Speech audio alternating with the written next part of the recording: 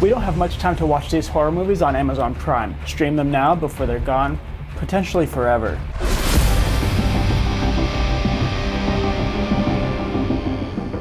Welcome to the Nonstop Horror YouTube channel. My name is Cameron, and today's video kind of serves as a little bit of a warning. October is just in a few days, and if you're like me, you've already been preparing by watching a bunch of horror movies. Not sure how things happen behind the scenes, but a few of the streaming platforms are getting rid of some pretty good horror movies right before October hits. And there's no guarantee that they'll be back streaming anywhere else, so this could be your last chance to watch them this spooky season. Really quick, make sure to like the video and subscribe if you want more horror content all year long. I know it's spooky season, it's October, so it's like prime time for Halloween stuff, but we keep the spooky theme rolling all year long, so make sure and join along for the ride. A lot of you likely already have Amazon Prime Video. It's included with an Amazon Prime subscription. A lot of people still don't know that, so if you do have Amazon Prime, you have access to Prime Video as well. We're going to be talking about 7 great horror movies leaving Prime today, and I've made sure that they're not included in any other subscription that you need to be subscribed to. They're all included with Amazon Prime. For anyone familiar with Prime Video, you know that the interface really sucks, so make sure to do a manual search for these movies when you're looking for them, or you probably won't ever find them. You can check out my older video where I talk about the best horror movies on Amazon Prime Video, which includes a couple of these, but there are plenty more in that video. And hopefully you've subscribed to the channel already, because I'm going to be updating my streaming platform videos with Halloween right around the corner.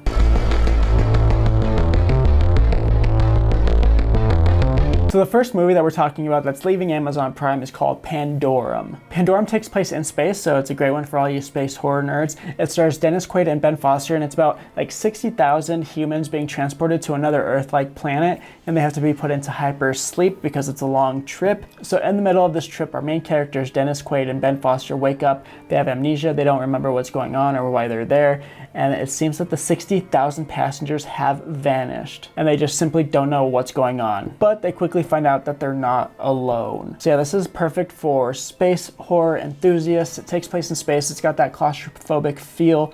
Ben Foster and Dennis Quaid are great, as well as some of the other cast that comes into play. And yeah, it's also great for fans of like infected movies.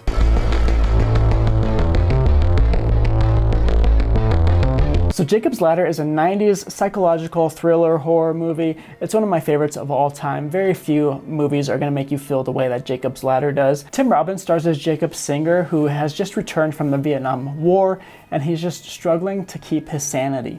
He's plagued with flashbacks and hallucinations, and he's also mourning the death of his child. Everyone around him is kind of trying to help him keep his mind straight, but it keeps spiraling downward, deeper and deeper. Like I said, there are a few movies that are going to make you feel the way that Jacob's Ladder does. There was a remake, but the original is just so much better. And yeah, because of the hallucinations, there are a lot of like trippy scenes and just wacky imagery that is not going to leave your mind anytime soon.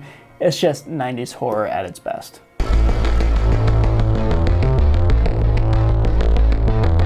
If you've been following the channel at all since I started it, you've already heard me talk about The Descent a couple of times, but now it's leaving Amazon Prime, which is just a crime against humanity. This is one of the best horror movies of the 2000s, and it's about a group of female friends who go cave diving in an uncharted cave system in the UK. And they come face to face with these nocturnal, cannibalistic creatures while they're down there. The perfect movie if you're claustrophobic or afraid of the dark. Although I've talked about The Descent a few times on this channel already, I always find nice little tidbits to share with you, the viewer, and past or present or future fans of this film. This time around, I found out that Neil Marshall, the director, directed Dog Soldiers just a few years prior. I'm a big fan of Dog Soldiers. I didn't watch it until recently, and the movies aren't really that similar to each other, but it is just really nice to find that connection there. And also Neil Marshall directed one of the best episodes of Game of Thrones ever, Battle of the Blackwater, I believe it was called, Season 2, Episode 9. It's just, yeah, it's a great episode of Game of Thrones, and so yeah, just expect that caliber of director going into this movie.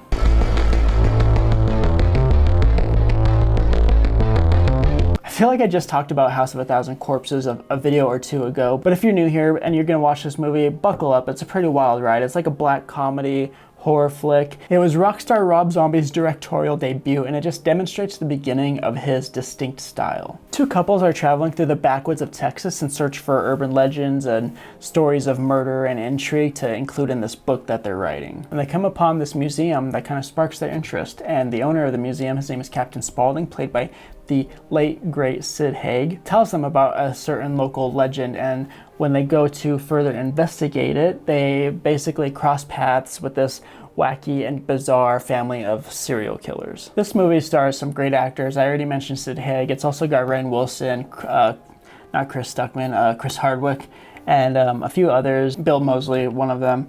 And yeah, just it's got a great cast of characters. And the plot-wise, it's going to remind you a little bit of Texas Chainsaw Massacre.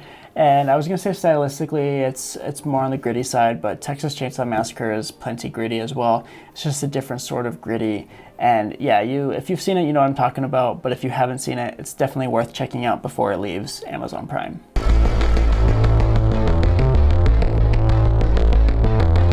Hellfest came out back in like 2018. I remember seeing it in the theater. I enjoyed it at the time. I haven't rewatched it since, but I did look up some reviews online. I think it was like very mixed critical reception overall, but I still think that it's worth a watch. It's a slasher that takes place in a traveling horror theme park. It's this group of friends that just trying to have a good old time at this horror theme park, and they start getting picked off one by one. This one stars Tony Todd. He's the original Candyman. He's in Final Destination. He makes so many cameos in a lot of different horror movies, but he's great in Hellfest. And this movie is kind of bloated with the trope of like something horrifying happening at like a horror or Halloween themed event, so people just kind of go along with it and think it's part of the shtick. There's a lot of that in here. It's kind of like the whole crutch of the plot. The movie is pretty gory on screen, and it was pretty messy behind the scenes as well, I read. They changed directors a few times, and it just took a lot of years to finally bring this movie to fruition. The chaos behind the scenes did lead to them producing a movie that's kind of less than stellar. Like I said, the reviews online are pretty mixed, but I still have pretty good memories of watching it in the theater, so just don't expect a masterpiece, but it is still a fun watch.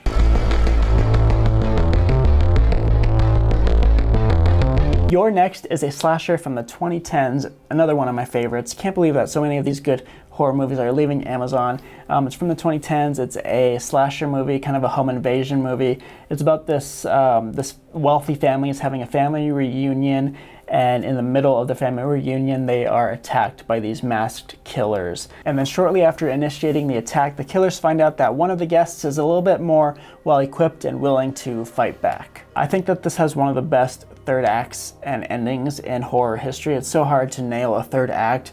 It's the biggest downfall of most horror movies for me, but Your Next really nails it. This one's for fans of The Strangers, Funny Games, Ready or Not, Hush a little bit, just all those like home invasion horror movies. And fun fact, Ty West actually stars in this one as well. He's the director of X and Pearl and Maxine. But yeah, he has a little appearance in this film.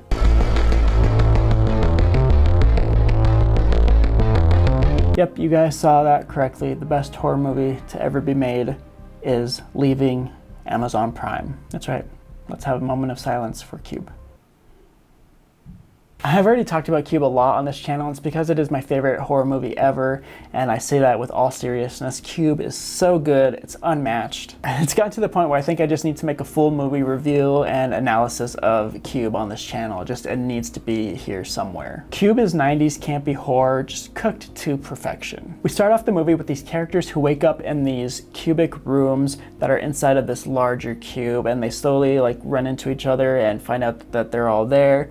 And they kind of have to figure out why they're there and how to escape. Except the biggest obstacle in their way is that some of these rooms are rigged with deadly traps, and they have to figure out which rooms are traps and how to just navigate through all of that. Like I said, there is a lot of camp, especially in the acting and performances in this movie. One performance in particular, Quentin, but it's just the right amount of camp if you ask me. The performances are great, the effects are amazing. This was a low-budget Canadian horror film, and the bigger message and topics that are being explored in this film are just very existential and Big Brother-ish, and it just really makes you think, and I love that there's that deeper meaning to this film. It's also got 2 sequels, and although they pale in comparison as far as quality, this is one of my favorite franchises ever, and I love all 3 of them because of how they fit into each other and just the narrative that they create. You have to go watch this if you haven't yet. And if you don't happen to catch this one before it leaves Prime, I think it is also streaming over on Tubi, which is free. So in case you don't watch it the next few days, go look for it on Tubi. I think it might be there too. Well, there you go, guys. RIP to these 7 horror movies that are leaving Amazon Prime soon. Like I said in the video where I talk about films that are leaving Netflix, I'll try and do an update where I mention some of these films that I've talked about that are leaving, and update you guys and let you know where else they're streaming in case you're a little bit worried about being able to catch them without having to like pay a bunch of money to rent or buy them for the spooky season. I don't know what they're smoking behind the scenes over there in programming at Amazon Prime or Netflix, but yeah, these are heavy hitters. They're big horror films that are leaving the streaming platforms right before Halloween. It's very weird. I'm very curious to see where they end up for October. But thank you guys so much for getting this far into the video. I just want to thank you guys. We're almost at 1,500 subscribers. It's just been a great ride here on YouTube so far, and I appreciate all of your support. Make sure and like the video and subscribe to keep supporting, and so that you have a bunch of content to come back to for all of October. It's going to be a fun Halloween season. I just can't wait. I have a lot of videos lined up for next month. If you want a way to support the channel, you can join as a member on YouTube. It's like $5 a month, I think. I don't have a bunch of extra perks yet. I'm kind of in the midst of thinking of what extras to bring to you guys. But if you just want to kind of support this journey, this venture, as I kind of make the journey to try and make this a full-time thing, you can join as a member for $5 a month. Make sure to go follow us on all the socials, Instagram and Threads especially. Appreciate you checking out the video. And yeah, I'll see you in the next one. And remember to embrace the fear all year long.